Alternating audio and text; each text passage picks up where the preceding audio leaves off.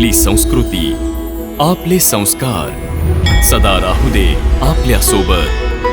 भारताच्या महान ग्रंथांचे आणि काव्यांचे संपूर्ण संकलन. सबस्क्राईब करा तिलक. सीतेचं हरण करते वेळी आपण धर्म आणि अधर्माचा विचार नाही केलात. मंदोदरी वहिनी आणि विभीषणाची नीती आणि धर्मयुक्त गोष्ट नाही ऐकली. केवळ आपल्या कामवासनेच्या पूर्तीसाठी निमित्त शोधलंय आपण. त्याचंच हे फळ आहे जे या सर्व लंकावासी भोगत आहेत. एखाद्या गुरु किंवा आचार्याप्रमाणे आम्हाला उपदेश ऐकवत आहेस तर जा परत जाऊन झोप. आम्हाला तुझी काही आवश्यकता नाहीये. नाही नाही, कुंभकर्ण आहे, अविनाशी आहे. काळ पण त्याचा काळ नाही बनू शकत. ब्रह्मा, विष्णू, महेश, सुरेश कुणाच्याही भात्यात तो बाण नाही जो कुंभकर्णाचे प्राण घेऊ शकेल. हे असंभव आहे, असत्य आहे.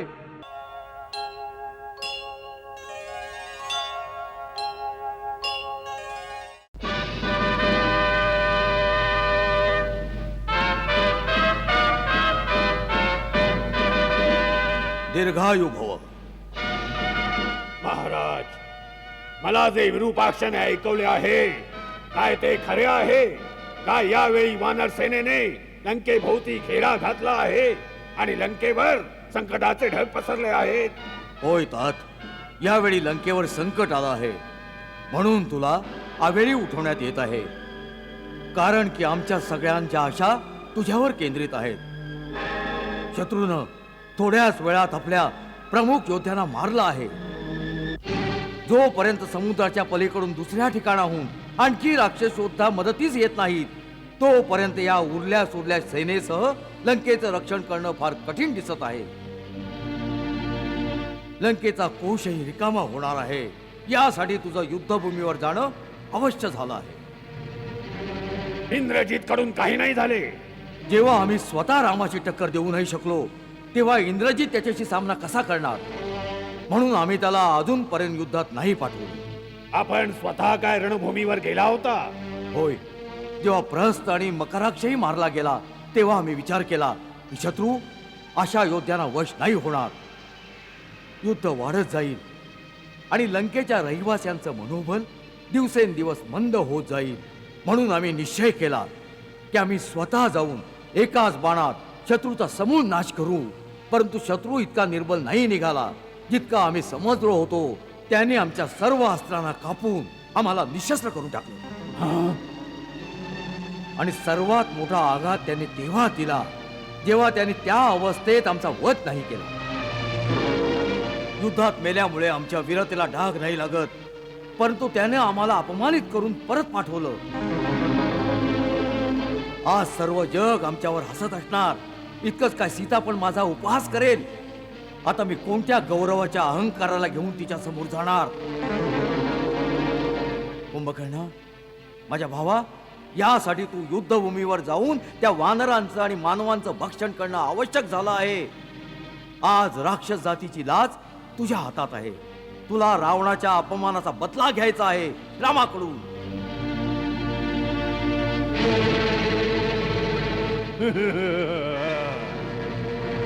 तिन्ही लोकांचा विजेता रावण ज्याच्या पुढे शस्त्रहीन, श्रीहीन आणि मानहीन होऊन राहिला, त्यावर सुद्धा आपण या गोष्टीवर लक्ष नाही दिलं की वास्तवात श्रीराम कोण आहेत. कुंभकर्णा,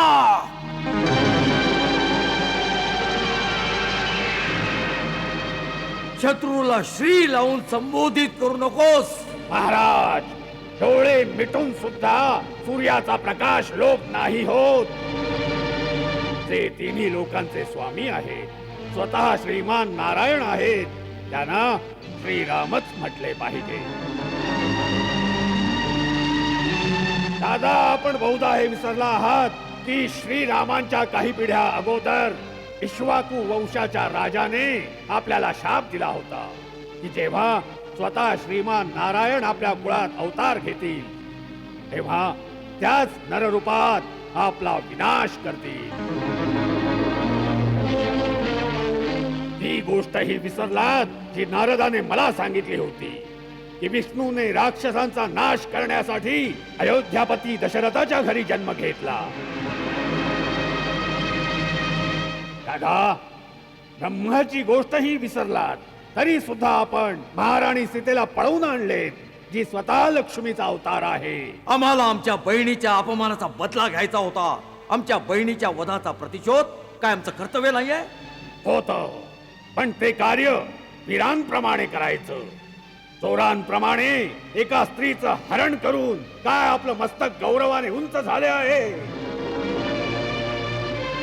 शूर्पणखा तर माझीही बहीण होती. आज मला ज्या प्रकारे उठवले आहे त्या दिवशी किंवा हे हीन कार्य करण्यापूर्वी मला जागवलं असतं तर मी सांगितलं असतं की प्रतिशोध कसा घेतला जातो. राजासाठी उचितच नाही पण आवश्यकही आहे की तो प्रत्येक महत्वपूर्ण कार्य आपले परम विद्वान आणि खऱ्या हितैषी मंत्र्यांच्या सल्ल्याने केले पाहिजे.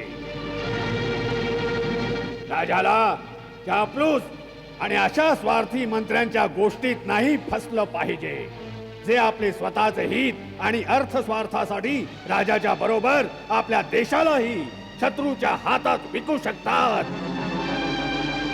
अशाच मंत्र्यांसाठी शास्त्र सांगते की विनाशयन्तो भर्तारं सहिताः शत्रुभिर्बुधैः विपरीतानि कृत्यानि कारयन्ति मंत्रिणः तान भर्ता मित्र संकाशान अमित्रान मंत्र निर्णय व्यवहारेण जानियात सचिवानु उपसंहितान. कुंभकर्ण, ही वेळ शास्त्र ऐकवण्याची नाहीये. प्रत्येक गोष्ट आपापल्या वेळी योग्य असते. हीच गोष्ट तर मी सांगू इच्छितो दादा की आपण योग्य वेळी योग्य गोष्ट नाही केली. नीती सांगते की पुरुषाला धर्म, अर्थ आणि काम यांचे सेवन योग्य वेळीच केले पाहिजे. जसे प्रातःकाळी धर्माचे, मध्यान्ह काळात अर्थ सेवनाचे आणि रात्रीला काम सेवनाचे विधान आहे. या तिघातही धर्म श्रेष्ठ आहे. म्हणून जेथे अर्थ आणि कामाचे सेवन धर्माविरुद्ध असेल तेथे त्या दोघांची उपेक्षा करून धर्मानुसारच चालले पाहिजे. सीतेचं हरण करते वेळी आपण धर्म आणि अधर्माचा विचार नाही केलात. मंदोदरी वहिनी आणि विभीषणाची नीती आणि धर्मयुक्त गोष्ट नाही ऐकली. केवळ आपल्या कामवासनेच्या पूर्तीसाठी निमित्त शोधलंय आपण. त्याचंच हे फळ आहे जे या सर्व लंकावासी भोगत आहेत. एखाद्या गुरु किंवा आचार्याप्रमाणे आम्हाला उपदेश ऐकवत आहेत तर जा, परत जाऊन झोप. आम्हाला तुझी काही आवश्यकता नाहीये. ही वेळ आहे संकटाची. यावेळी तुझं काय कर्तव्य आहे ही गोष्ट सांग. मान्य केलं की आम्ही चुकीनं नारायणाला नाही ओळखलं. मान्य केलं की आम्ही मनाच्या मोहात एका स्त्रीचं अपहरण केलं. मान्य केलं आम्ही आमच्या गौरव आणि अहंकारात आम्ही कोणाचा सल्ला नाही ऐकला. या गोष्टींची चर्चा करून इतिहास परत नाही वळणार. जे घडून गेलं, बुद्धिमान त्याचा शोक नाही करत. भविष्याची चिंता कर्मयोगी नाही करत. यावेळी या क्षणी काय करायचंय याचा निश्चय आवश्यक आहे. मग निश्चय कर. तुझा आपल्या जातीप्रती, तुझ्या भावाप्रती काही कर्तव्य आहे की नाही? तू आम्हाला शास्त्र ऐकवत होतास. अरे शास्त्रात हे पण लिहिलं आहे की भावानं जर काही पाप केला असेल, अपराधी जरी असेल तर तो संकटात आहे त्याची मदत करेल. तोच भाऊ म्हणण्याच्या लायकीचा असतो. अपराध्याला शिक्षा तर सगळे देऊ शकतात पण भाऊ तोच आहे जो संकटाच्या वेळी बरोबरीनं उभा राहील, मदत करेल, शिक्षा न देईल. अरे म्हटलंच आहे की भाऊ तोच आहे जो संकटाच्या वेळी बरोबरीनं उभा राहतो, मदत करतो, शिक्षा न देतो. विचार कर. रावणामुळे जरी, परंतु रावणाबरोबर संपूर्ण राक्षस जातीचा विनाश होईल हे तुला मान्य आहे की नाही? तर्काला वेळ नाहीये. जर मनात काही संशय असेल, जर कर्तव्याचा रस्ता स्वच्छ दिसत नसेल तर युद्धाला जाऊन काही फायदा नाही. जा, जाऊन झोप जा. रावणाला आपली शपथ पूर्ण करणं आणि स्वाभिमानाने जिणं आणि मरणं दोन्ही येतं. जा.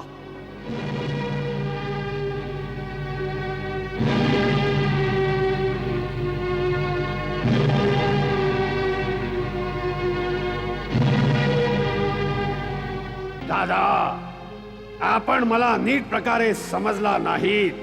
मी जे सांगितलं ते खऱ्या हितैषीच्या नात्याने सांगितलं. तो माझा अधिकारही होता आणि कर्तव्यही. यावेळी मला काय करायला हवे याबद्दल माझ्या मनात ना काही शंका आहे ना माझ्या मार्गावर काही अंधकार. मी तर लहान भाऊ आहे आणि लहान भावाचा एकच धर्म आहे. जोपर्यंत तो जिवंत आहे आणि ठीक आहे तोपर्यंत मोठ्या भावाला काही त्रास नाही झाला पाहिजे. तो जिवंत असताना जर त्याच्या मोठ्या भावाला चिंता असेल किंवा तो संकटात आला असेल तर लहान भावाचा धिक्कार आहे. लहान भाऊ मित्रही आहे आणि सेवकही आहे.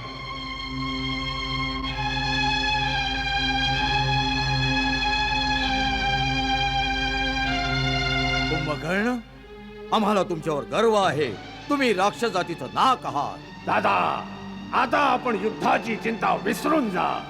मी आपल्याला वचन देतो की आज सूर्यास्त होण्यापूर्वी त्या वनवासी राजकुमारांची मस्तके लंकेच्या गल्ली बोळामधून चेंडू प्रमाणे पायाने ढकलत घेऊन येईल. त्यामुळे ज्यांचे प्रिय संबंधित या युद्धात मारले गेले आहेत ते पण येऊन त्यांना एक एक ठोकर मारू शकतील.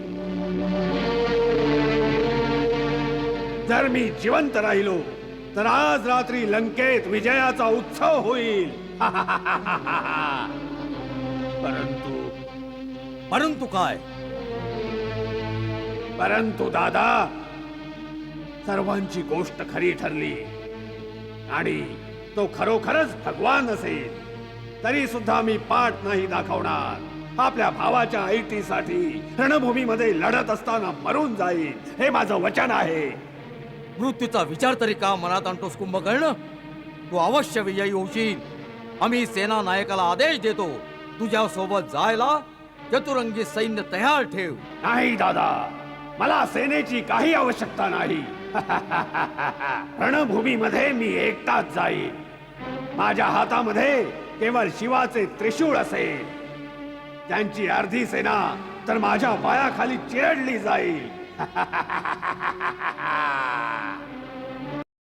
दादा, मला आज्ञा द्या आणि आशीर्वाद द्या की माझ्यामुळे आपला गौरव आणखी वाढेल. दादा, एक प्रार्थना करू. सांग. जर मी रणभूमीमध्ये मारला गेलो तर समजून घ्या की त्यांना कुणीही नाही जिंकू शकत. तेव्हा श्री रामाला भगवान मानून त्यांची शरणागती पत्करावी. त्यामुळे आपले कुळ समूळ नष्ट होण्यापासून वाचेल आणि आपले राज्य अखंड राहील.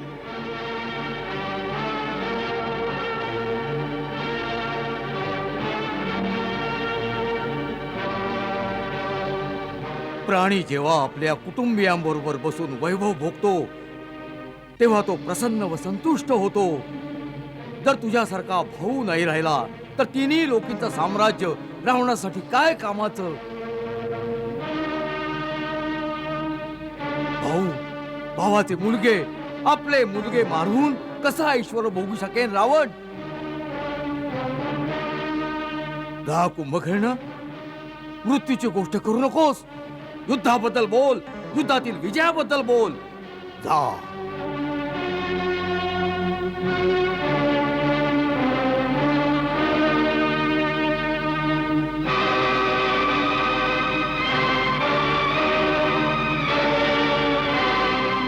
दादा, मला आशीर्वाद द्या.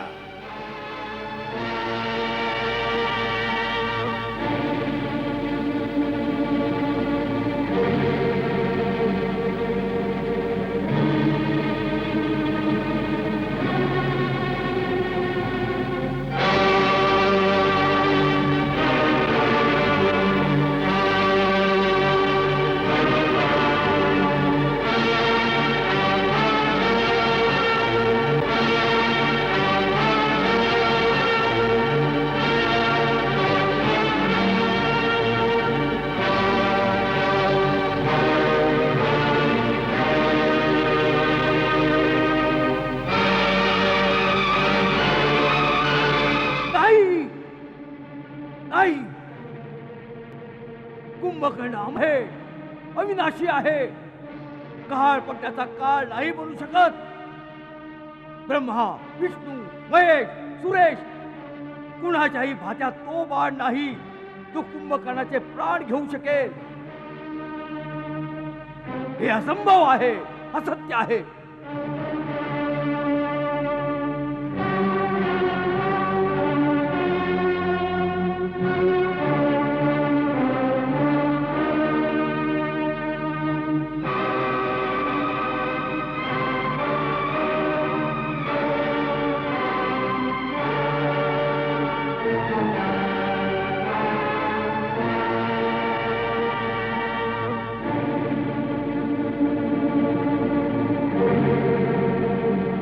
हे असंभव संभव कसं झालं?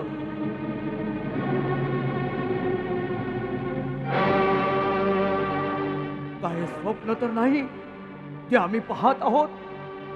कारण कुंभकर्णाचा मृत्यू हे सत्य नाही असू शकत, नाही असू शकत, नाही असू शकत. हे सत्य आहे.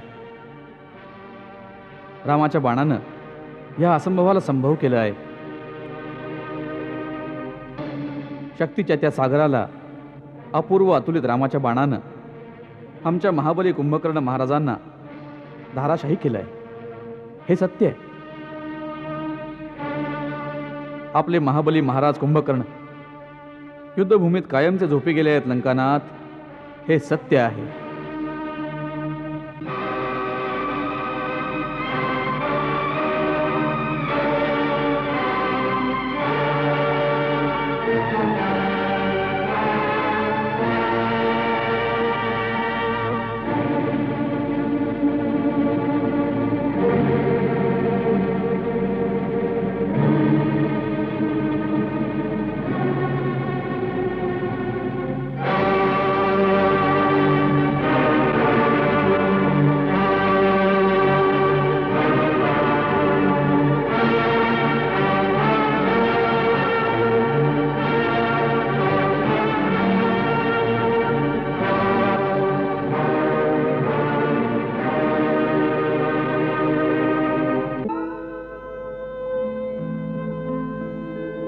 आज रावणाचा उजवा हात निखळून पडला.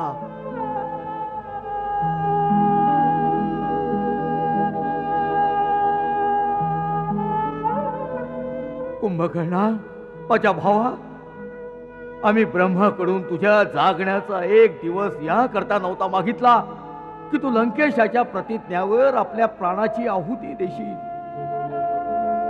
आज तू दशानन रावणाच्या अटल विश्वासाचा पाया हलवून टाकलास. कुंभकर्ण, हलवून टाकलास. आजोबा, आज पहिल्यांदा आमच्या आत्म्याला हा आभास होऊ लागला आहे की एकदा आम्ही असुर जातीच्या पराक्रमाचा जो प्रभाव पृथ्वी, आकाश, पाताळ, दशदिशांमध्ये जगवला होता त्याचा अंत समय जवळ येऊ लागला आहे. असुर जातीचं अस्तित्व धोक्यात येऊ लागलं आहे. नाही नाही पिताश्री, इंद्राचे वज्र, विष्णूचे सुदर्शन आणि शिवाचे त्रिशूळही असुरांचे अस्तित्व संपू नाही शकलं तर बिचाऱ्या रामाचे बाण काय करतील? युद्धात तर हार जीत हानी लाभ असं होतच असतं, परंतु राष्ट्राची हालचाल काही थांबत नाही. यात संशय नाही की कुंभकर्ण काकांचा मृत्यू आपली सर्वात मोठी हानी आहे. परंतु कोणत्याही मोठ्यात मोठ्या योद्ध्याच्या मृत्यूने देश तर नाही हारत ना महाराज. एक पर्वत तुटल्यामुळे पृथ्वीवर प्रलय नाही येत ना. दादा इंद्रजित योग्य सांगतो आहे. घात प्रतिघात नसेल तर ते युद्ध कसलं?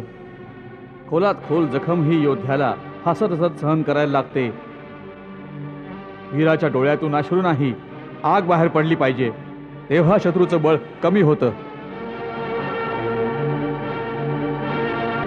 आपण एकट्यानेच तीनही लोकात त्राही त्राही माजवली होती.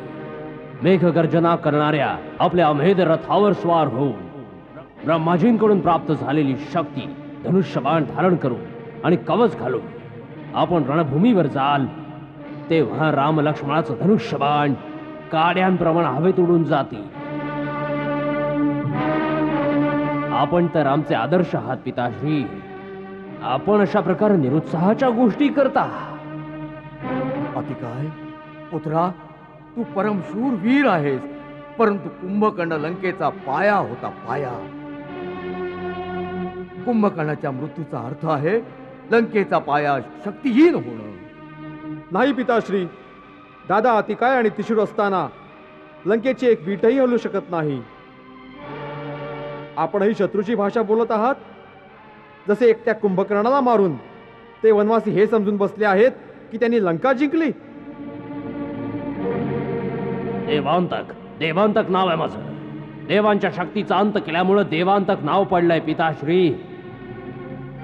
हे आपल्याला वचन देतो की राम लक्ष्मणाचा अंत करून नवीन कीर्तिमान स्थापन करीन. उद्यापासून माझं नाव रामांतक होऊन जाईल. नाही, मेघनाद असताना लहान भावांनी युद्धात जाणं योग्य ठरणार नाही. पिताश्रींच्या चिंतांचा अंत तर मी एका दिवसातच करून टाकेन. दादा इंद्रित, मी आपल्यापेक्षा वयानं लहान आहे, परंतु वीरता वयावर अवलंबून नसते. वीरता आत्म्याचा गुण आहे, शरीराचा नाही. आमच्या चौघांची विनंती आहे की आपण वडिलांच्या जवळ राहावं. आम्ही चारही भाऊ, मी, देवांतक, नरांतक आणि त्रिशूरा आज युद्धाला निर्णायक परिस्थितीला आणून ठेवू. आपण सैन्यबलासह शत्रूवर तुटून पडण्याची आज्ञा आहे पिताश्री. राजकुमार अतिकाय योग्यच सांगतो आहे महाराज. आम्हाला विश्वास आहे ह्या महाबळी महाभट महारथीच्या नंतर उद्या युद्धाची आवश्यकताच नाही राहणार. अतिकाय, त्रिशिरा, नरांतक, देवांतक आज युद्धाचा शेवट करूनच परततील महाराज.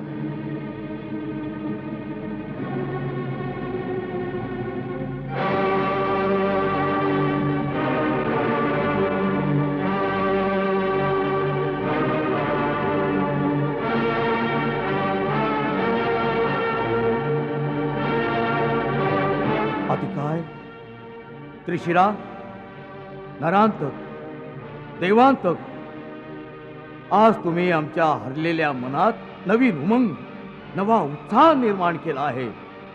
जा, आज सारं जग रावणाच्या या महापराक्रमी पुत्रांचा पराक्रम पाहिल. जा, आज दाही दिशांना असुरांचा जयघोष घुमू दे. सेनापती अकंपन, सेनानायक, प्रमुख सेनानायक, आपण सर्व राजकुमारांच्या बरोबर आपापलं सैन्य घेऊन जा. म्हणजे कोणी शत्रू योद्धा यांच्यावर लपून पाठीमागून हल्ला नाही करणार. या गोष्टीवर विशेष लक्ष ठेवा.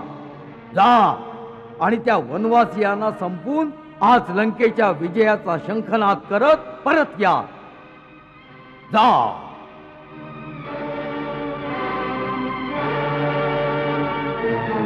विजयी भव.